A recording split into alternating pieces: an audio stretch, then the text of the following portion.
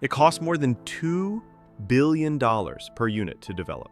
It could outmaneuver any aircraft in existence. It was called unrivaled by every pilot who flew it. And yet, the F-22 Raptor was barely used in combat and eventually killed off. Why would the US military build a perfect war machine only to shelve it?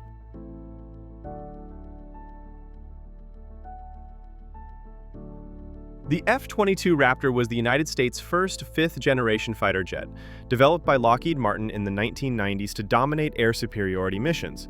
It combined stealth, speed, supercruise, and maneuverability like nothing before it. It could fly faster than Mach 2, track multiple targets across long distances, engage enemies before they even knew it was there, and it could dogfight with surgical precision, if it ever got close enough. The cost? Astronomical. The total F-22 program cost ballooned to over $67 billion, with each plane costing upwards of $400 million when you factor in research and development. It became one of the most expensive fighter jet programs in history.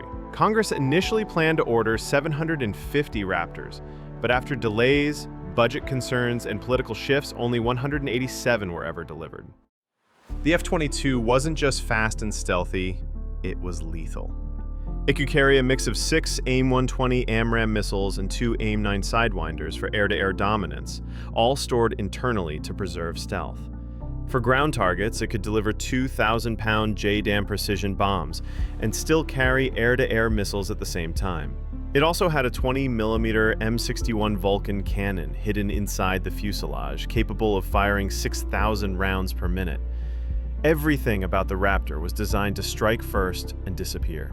In simulated combat exercises, the F-22 routinely achieved kill ratios as high as 30-1.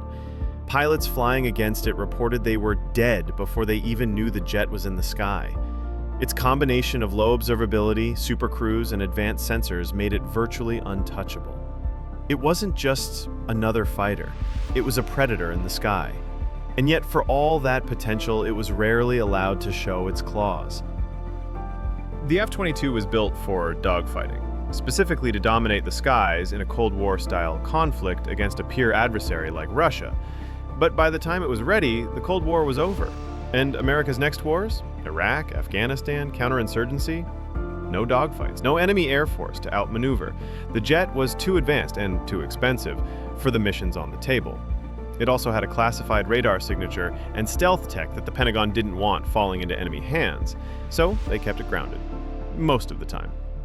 In 2009, the Obama administration and Congress pulled the plug on further production. The official reason? The F-22 didn't fit the modern threat environment, but some critics argued it was killed by politics, not strategy. To this day, the F-22 has seen very limited combat, some missions over Syria in 2014, but never the full test of battle it was designed for. Lockheed moved on. The Pentagon shifted its focus to the F-35, a more versatile and cheaper multi-role jet. But many pilots who flew both say the Raptor is still unmatched in raw air dominance. The F-35 was a joint strike platform meant to serve multiple branches with an emphasis on electronics and multi-role flexibility. But in a pure dogfight, most agree the F-22 would win. The truth is, they weren't competing on performance, they were competing on budget and politics. And the cheaper jet won. Another reason the Raptor saw limited use? Maintenance. The F-22's stealth skin, made of radar-absorbent materials, was so delicate that crews had to spend hours repairing it after each flight. Specialized tools, limited parts, and constant upkeep made it a logistical headache.